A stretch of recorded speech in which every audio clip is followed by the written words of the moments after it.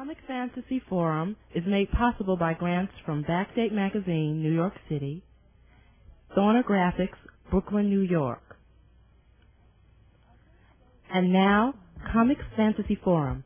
Our theme today is mythology, and our very special guest is Walt Simonson.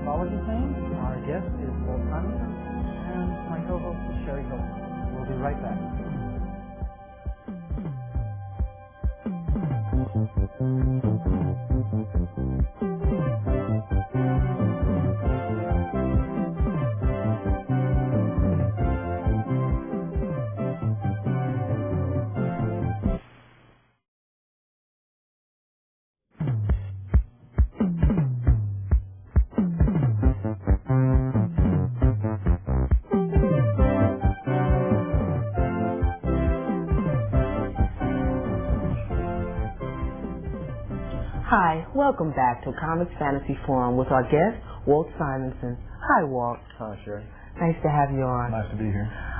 Where are you from? I know you're not a native New Yorker.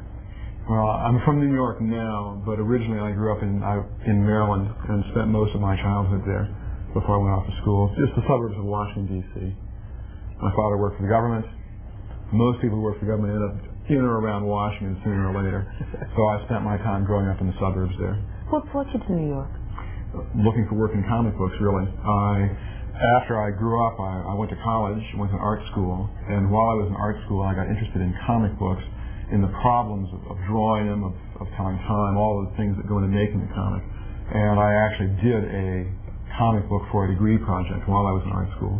Then, after I graduated, I used that degree project as a portfolio and came to New York looking for work. At the time, this is 1972, the major companies were pretty much all in New York, and that was where you had to come if you wanted to get work doing comic books. What was one of the first companies you've worked with? The first job that I had for comic books was done for DC Comics. At the time, I guess National Comics. They had a couple different names. And I did a war job for them that I'm not going to reveal here because I don't want anybody to find it, so I'm not going to say any more about it. All right. So, with our theme being mythology tonight, what would you call a mythological background for you? Well, for me, my mythological background really involved being very interested in mythology as a kid, reading a lot of different mythologies, again as a child, being very interested particularly in the Norse mythology, although I read a lot of the Greek, the Roman, a lot of the classical stuff. And then when I grew up, when I was in school, actually in college, I was interested enough to pursue it. I took a couple of courses that were dealt with myth and philosophy, the role that mythology plays in primitive societies, how the worldview of ancient people shifted from a kind of a mythologically based idea of how the world works to one that based more on rational beliefs, on philosophy, on empirical evidence, that kind of thing. So I did a lot of studying at the time, really, in mythology and how it works, how it's put together, and I pursued that at the time as well as I could, a lot of outside reading as well. Okay. How do you feel mythology as such has influenced in today's 20th century our vehicles as far as movies and literature and theater? Well, I think a lot of out of mythology, no longer, of course, we don't draw the beliefs from mythology anymore. The myths originally served to explain a lot of things to ancient peoples and also to enable ancient peoples to control their environment. Those functions of myth really have, I think, pretty much gone by the board. But I think that the archetypes of myth, the heroic actions of the heroes and heroines in mythological stories have kind of come down. They get into legends where you get heroes who actually operate with the intervention of the gods, things of that sort. And those kind of stories have come down. So some of the ancient literature we've got, like Homer, for example, some of the best stuff that everybody reads in school now, go back to the time when the gods were still seen to operate. And of course we still draw an inspiration from the work that writers like that did and the beliefs that were prevalent at that time. Okay. Marvel put out what they call graphic novel, which is sort of let's say, an expensive comic book format. It's a comic. I mean, there's no question about it. It's a comic book.